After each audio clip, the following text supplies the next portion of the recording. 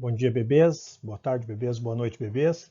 Começando então mais uma aula nossa, uma aula hoje um pouco diferente. Estou fazendo esse teste aqui de gravar direto o vídeo nos slides, né? Gravando então aqui direto na nossa apresentação que eu já encaminhei para vocês. Depois a gente vai salvar como vídeo e passa ela na íntegra. Vamos começar a trabalhar hoje, galera, uma parte muito importante da nossa história, muito importante para nós até nos compreendermos como civilização, que são os gregos, né? Os gregos antigos, a Grécia antiga, que é uma base filosófica, política, ética, moral, uma grande parte de tudo que nós somos hoje, né? A nossa constituição enquanto civilização tem bases lá na antiguidade. Uma dessas bases mais fortes são os gregos, né? Tanto na filosofia quanto na política. Quando nós falamos política, nós estamos falando grego, né? Política é o que se dá na polis, que é essa cidade-estado grega, como a gente vai ver mais adiante. Então, hoje nós vamos começar a trabalhar os gregos, tá? E vai nos render bastante debate, bastante conversa a respeito disso, porque é um assunto muito pertinente, né? Muito interessante para que nós nos conheçamos, tá bom? Vamos passar para o próximo slide, então.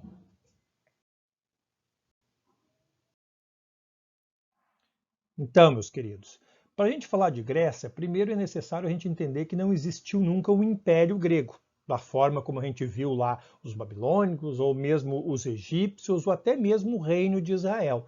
O que nós temos são comunidades isoladas uma das outras que se formam autonomamente, né? Se formam dentro do padrão aquele de cidade-estado.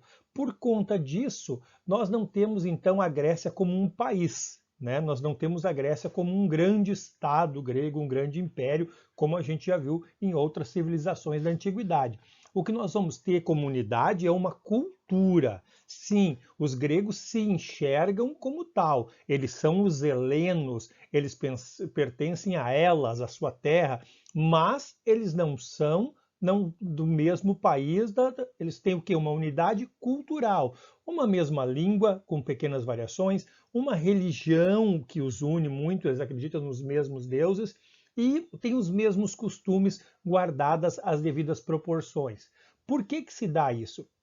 Se dá muito por conta do relevo e dos aspectos geográficos da Grécia. Nós temos ali uma foto de satélite que mostra bem isso, né? As condições geográficas, um relevo extremamente montanhoso e pouco fértil, com vegetação escassa e poucos rios. Um litoral extremamente recortado, né, com muitas ilhas, muitos acidentes geográficos. Isso aí, essa estrutura geográfica, essa configuração geográfica, vai impulsionar os gregos, vai praticamente atirar os gregos para o mar, favorecendo então o desenvolvimento do comércio e, junto com esse comércio, um intercâmbio cultural. Os gregos vão revirar o mar Egeu, né, que é esse mar dos gregos ali mesmo, entre a Grécia e a atual Turquia, a atual Grécia e a atual Turquia, e também para o sul, para o Mediterrâneo, para a Espanha, para a Itália, enfim, eles vão girar o Mediterrâneo e vão se apropriar também de vários aspectos culturais dos povos que viviam ali ao redor das margens do mar Mediterrâneo. E também esse relevo vai favorecer o que a gente chama de fragmentação política. Nós não temos uma unidade política, nós não temos como ter uma comunicação, né, eficiente entre as comunidades que estão se desenvolvendo. Então, cada comunidade vai se desenvolver de forma autônoma e vai formar uma organização social independente. São as cidades-estados. Nós vamos ter Delfos, nós vamos ter Tebas, nós vamos ter Esparta, Atenas, Corinto, Troia, enfim. Nós vamos ter uma série de unidades políticas, tá, autônomas, independentes, cidades-estado, uma cidade que ao mesmo tempo pode ser um pequeno reino. Mas não quer dizer que elas tenham o mesmo sistema político, bem pelo contrário. Atenas e Esparta, por exemplo, que são as principais e as mais famosas, que vão tentar uma certa hegemonia, um certo controle da região, têm sistemas políticos completamente diferentes, né? Muitas vezes antagonistas mesmo, né? Muitas vezes contrários. Então a gente vai ter, né, dentro dessa pequena área aí, praticamente o berço de tudo que a gente conhece como política, como esportes, por exemplo, Olimpíada, né? Vamos falar grego, né? Vamos falar de Olimpíada, vamos falar do que mais que nós temos aí de Grécia na nossa língua. Política, eu já disse para vocês, né? A polis, né? Os gregos chamavam as suas cidades-estado de polis. A polis, a política, é o que os cidadãos da polis exercem como tal, como seu direito de cidadãos, então, mais favorecidos dentro daquela comunidade, tá?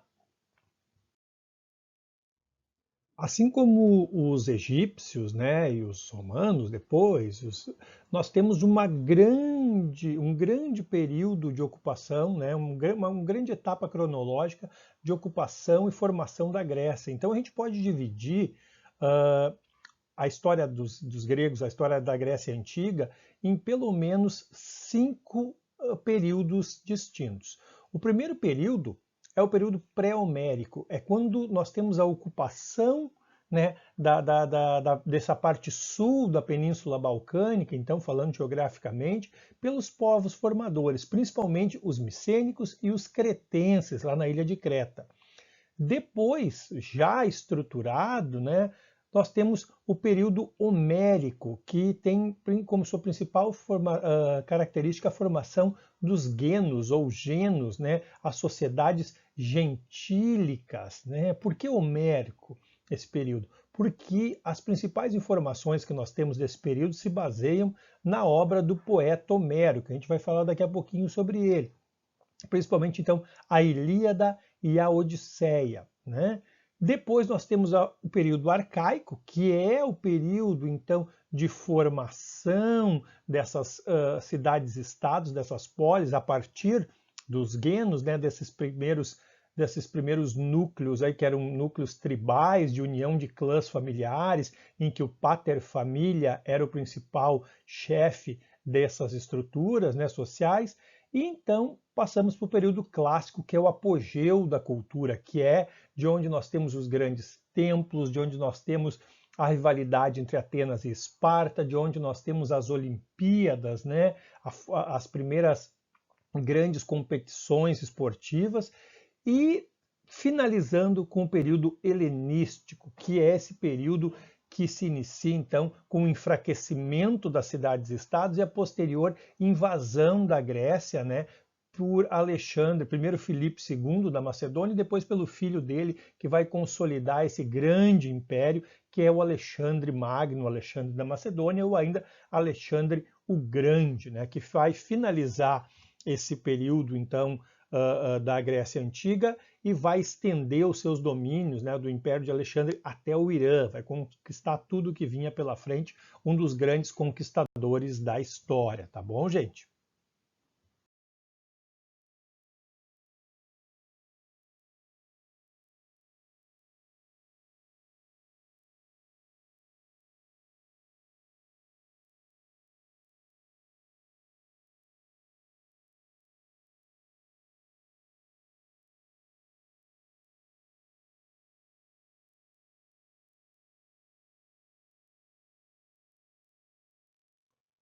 Então, galera, vamos falar um pouquinho desse período pré-homérico, né, da formação da Grécia, ainda lá durante o final do Neolítico, o começo da história, né, o começo desse período de antiguidade.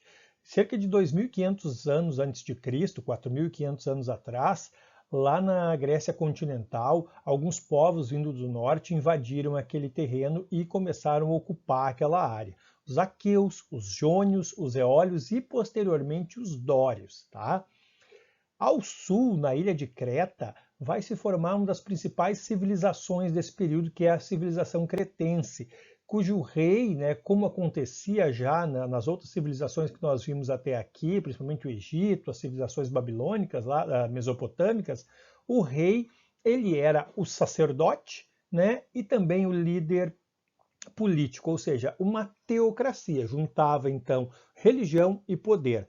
E aí nós temos como principal centro político e religioso, ou seja, centro de poder, o palácio. Né? A ilha de Creta vai ter o Palácio de Knossos, que vai ser o grande palácio, um palácio gigantesco, né, que era tão grande que sob ele, né, embaixo dele, teria um grande labirinto, né, que aí nós temos daí já quando os cretenses começam a cair, né, de poder, e aí essa civilização minoica, né, da dinastia dos Minos, termina invadindo e dominando Creta, se incorporando muito dessa cultura cretense e formando então uma nova civilização, vai surgir a lenda do Minotauro, o Minotauro Touro de Minos, né? Que a gente vai falar posteriormente quando nós formos trabalhar então essa mitologia grega.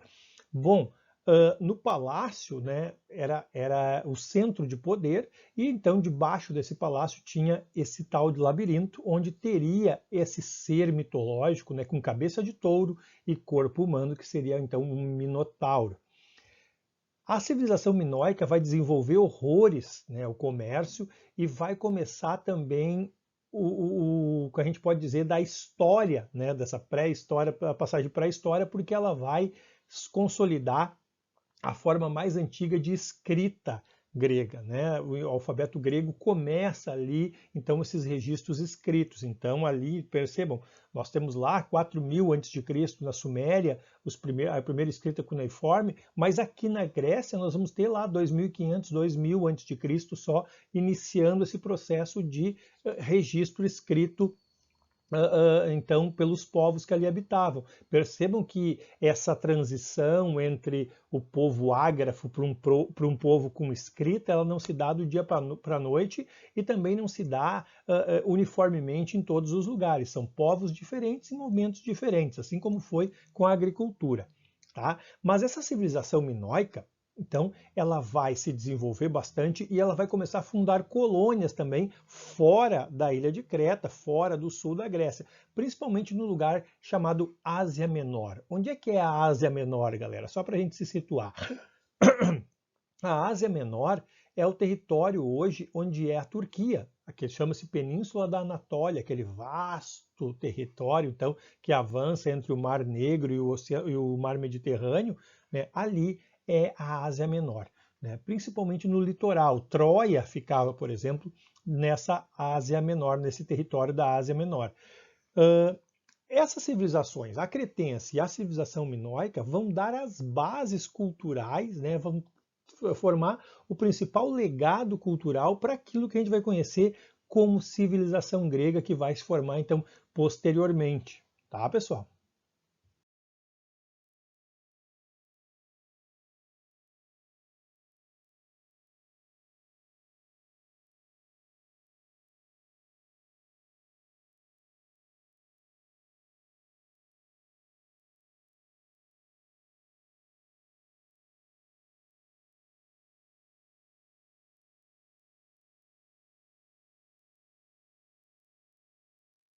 Vamos lá então.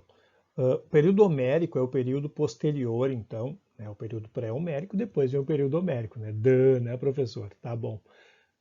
As informações que a gente tem desse período foram obtidas principalmente a partir de sítios arqueológicos, né, que a Grécia é riquíssima nesse tipo de fonte histórica, e também pelo estudo dos poemas que são atribuídos ao poeta grego Homero. Por que a gente diz que são poemas atribuídos? Porque aqui, como eu botei para vocês, estão vendo esse rapaz aqui? Não, é desse lado aqui, é desse lado aqui que está o Homero. O Homero teria sido um poeta grego, né, que é atribuída a autoria da Ilíada e da Odisseia. Por quê? Porque não foi encontrada nenhuma referência, nenhuma prova concreta que ele realmente teria existido, né? As primeiras referências que a gente tem do Homero e citações das obras dele são lá pelo século 7 a.C., ou seja, lá pelo ano de 600 a.C. Por isso que se especula que ele tenha vivido lá pelos séculos 8, 9 a.C. Mas é uma hipótese mais pelo estilo e tal, pelo jeito que ele escrevia, né? Então nós temos basicamente informações desse período arqueológicas e dos escritos do Homero, né? E que nós não sabemos nem se ele realmente existiu, né? Mas então a gente tem as obras dele, a Ilíada e a Odisseia. que acontece durante o período homérico, né? Todo esse movimento que nós tínhamos de centralidade nos palácios, nas cidades, né? Esses centros fortes de poder, começa a retroceder. Por quê? Porque nós vamos ter primeiro o esgotamento desse modelo, né? Que a gente podia chamar antes de talassocracia, né? Olha que palavra bonita, talassocracia. A sociedade cretense e a sociedade minoica são sociedades baseadas nisso. O que é a talassocracia? Talassos, mar, Kratos, poder. Sabe o Kratos do joguinho, aquele que vocês gostam? Kratos, poder. Né? Democracia, demos, povo. Kratos, poder. Poder que emana do povo. A talassocracia quer dizer exatamente isso, o poder do mar, ou seja, o poder comercial. São sociedades que têm o seu poder baseadas na sua capacidade comercial. Né? Só que dentro dessa história toda, dessas várias conjunturas, aparece um elemento novo, que são os dórios. Os dórios, ao contrário dos aqueus, dos jônios, dos eólios, ele é um povo extremamente guerreiro. Não que os outros não fossem, mas só que os dórios são um povo vocacionado para a guerra. E eles descem e vão invadindo, e eles têm um trunfo muito sério: a metalurgia do ferro, galera. Sim, os dórios já dominavam a metalurgia do ferro, né, e faziam seus instrumentos, as suas armas, escudos, lanças, espadas de ferro, sobre as quais as armas de bronze não eram páreo. Então os dórios vão invadir a região, vão desestruturar toda essa sociedade que nós tínhamos aí, da sociedade minoica, então, a partir da ilha de Creta, né, e vão aos poucos dominando essa região, que vai ter um retrocesso, né, dessa centralidade daquilo que nós tínhamos. Um retrocesso também nas atividades comerciais e esse declínio dessa vida voltada à vida palaciana. É aí que começam, então, aquelas estruturas que nós chamamos de genos ou genos, a sociedade gentílica.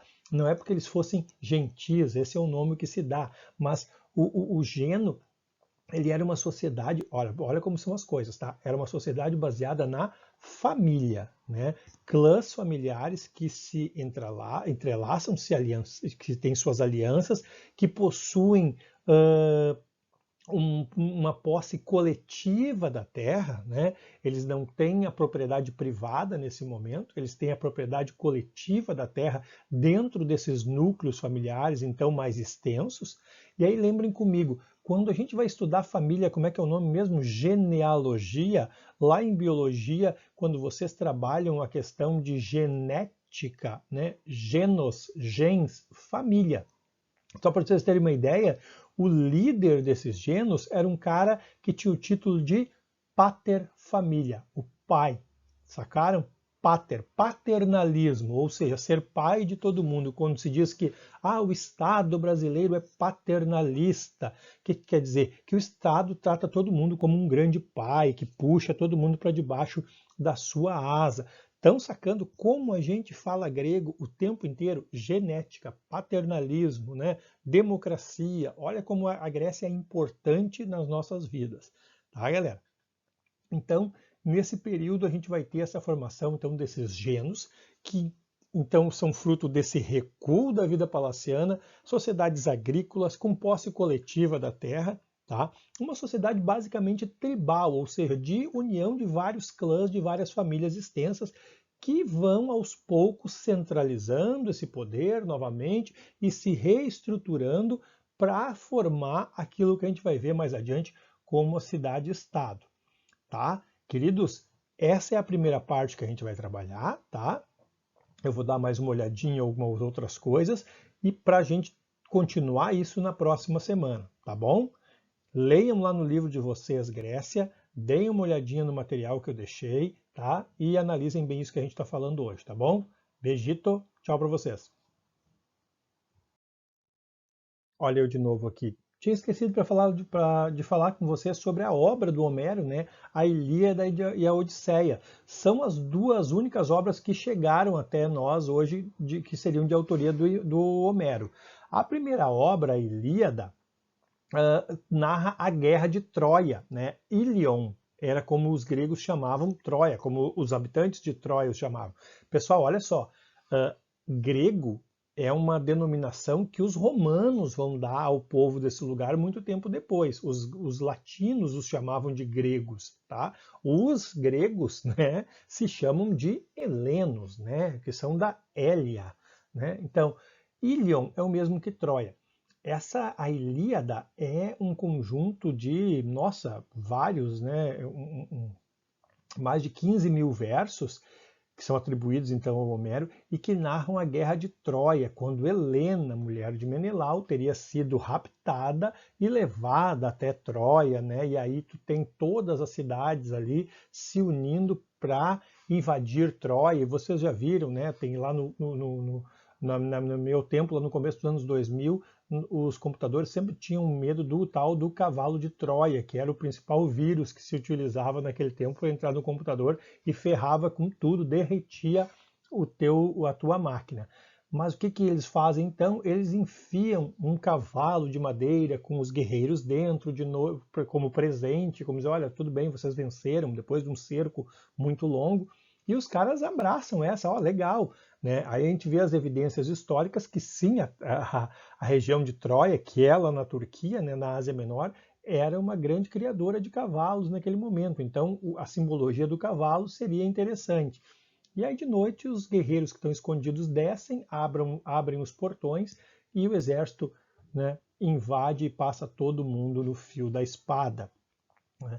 O outro, e aí nesse lugar também tem o grande guerreiro Aquiles, que tem aquele probleminha no calcanhar, né, que é o ponto fraco.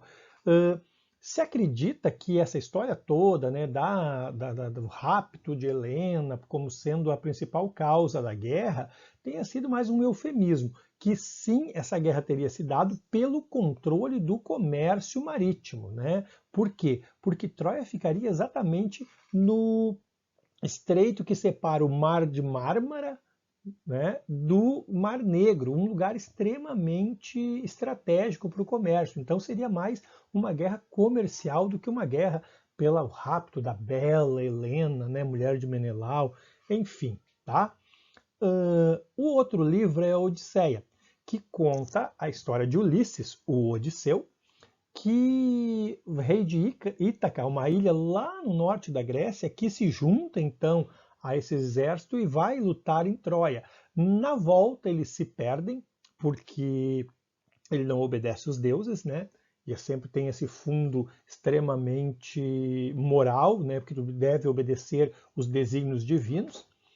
E ele se perde, fica anos vagando. Então tem todas essas aventuras em que ele se encontra com um cíclope, vai para a ilha de Lesbos, vai, nossa, milhares de coisas. E enquanto ele não chega em casa, Penélope, a esposa dele, é assediada lá em Ítaca com os caras querendo casar com ela. Tu vê, o Ulisses foi embora, ele não voltou ainda. Vamos casar, todo mundo de olho na Penélope, que era uma gatinha, mas que também tinha muito poder. Todo mundo queria casar com a rainha para ser o quê? O rei, né, galera? Então, ao chegar, o Odisseu se vinga e passa todo mundo na espada, né? Mas então é basicamente isso. Nós temos essas duas bases literárias que dão indícios, e aí nós temos que cruzar as fontes históricas do que nós temos de sítios arqueológicos com o que nós temos de literatura, o que nós temos de mitologia. E aí vem a coisa mais bacana da história, que é costurar essas verdades, né, as verdades de cada um, para chegarmos mais perto daquilo que realmente aconteceu. Chegamos exatamente no que aconteceu? Provavelmente não. Por isso que na história não existe uma verdade absoluta. Né? Por quê? Principalmente na história antiga, todo momento a gente está encontrando vestígios arqueológicos que derrubam, né, as hipóteses que nós tínhamos anteriormente, tá bom? Agora sim, beijo para vocês. Tchau, tchau.